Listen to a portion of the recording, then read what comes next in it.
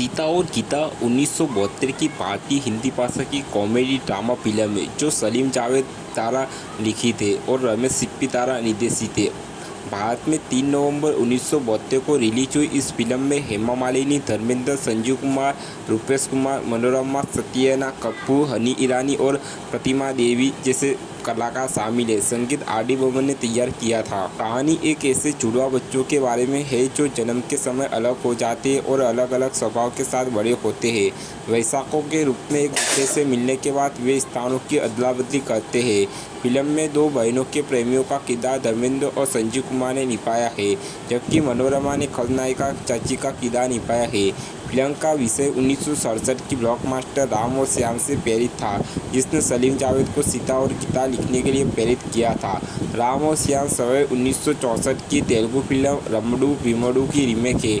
Film ने इस फॉर्मूले को पलट दिया और नायिका अंततः हीरो बन गई है, जबकि मुख्य पुरुष मुख्य भूमिका में था। इसी विषय पर पिछली फिल्म मुकाबला थी, जिसमें फियरलेस नदिया में अभिनय किया था। यह फिल्म भारत में और विदेशों में सोवियत संघ दोनों में एक बड़ी हिट बन गई है। हेमा मालिनी ने अपने करियर का एकमात्र प्रतिस्पर्धी फिल्म फेयर सर्वश्रेष्ठ अभिनेत्री पुरस्कार जीता है, जबकि वेकुंठा ने फिल्म फेयर सर्वश्रेष्ठ सिनेमाटोग्राफर पुरस्कार जीता है। मालिनी को गीता के रूप में उनकी भूमिका की नवीनता के लिए जाना जाता था, जहां वह उग्र और कभी भी हिंसक होती है।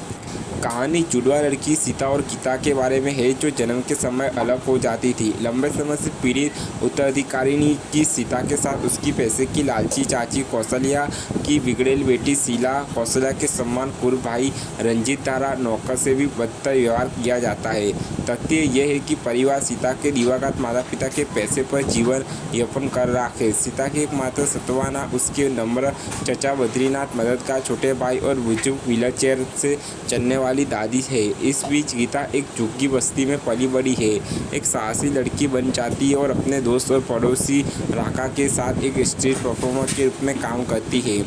एक दिन सीता ने फैसला किया कि जीवन इसके लायक नहीं है और आत्महत्या करने के लिए घर से भाग जाती है।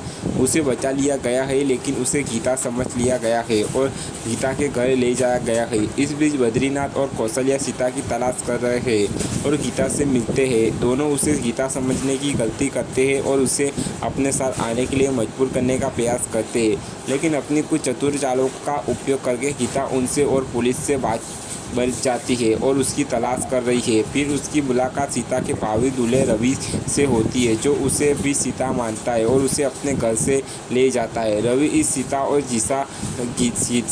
जिस तरह सीता से वह पहले मिला था उसे आश्चर्यचकित हो जाता है और उसे गीता से प्यार हो जाता है।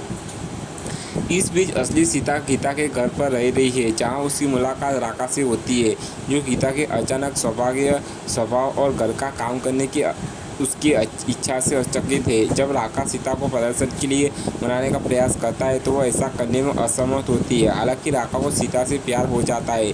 कहीं और असली गीता सीता के घर पर रह रही है, जहां उसे क्रूरता का एहसास होता है जिसके तहत सीता रह रही है, और कौशल्या और रंजीत को सबक सिखाने की कसम खाती है।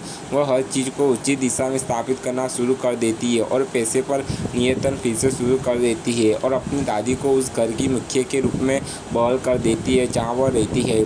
हालांकि जब रंजीत बाजार में असली सीता को देखता है तो सच्चाई का पता लगता है तो चीज़ें काफ़ी बदल जाती है। परिणाम स्वरूप गीता का पर्दाफाश होता है और उसे पुलिस द्वारा छापामारी होने के आरोप में गिरफ्तार कर लिया जाता है, जबकि कौशल्या और रंजीत सीता का पता लगाते हैं और उसे मुल्क गुलामी, दोगलियावाद और कारावास के जीवन में वापस लाते हैं। फिर भी राका ने गीता को जेल से अपहरण कर लिया और खुलासा किया कि वह सीता की लंबे समय से खोई हुई जुड़वा बहन है, जिसका कारण सीता गीता, राका और रवि रंजीत और उसके गुनों के खिलाफ लड़ते हैं, और उन सभी का पुलिस ने उनके अपराधों के लिए गिरफ्तार कर लिया है। अंत में सीता और गीता की दादी बद्रीनाथ और सुधरी हुई कौशल्या शीला की उपस्थिति में असली सीता की शादी राका से होती है और असली गीता की शादी रवि से हो जाती है।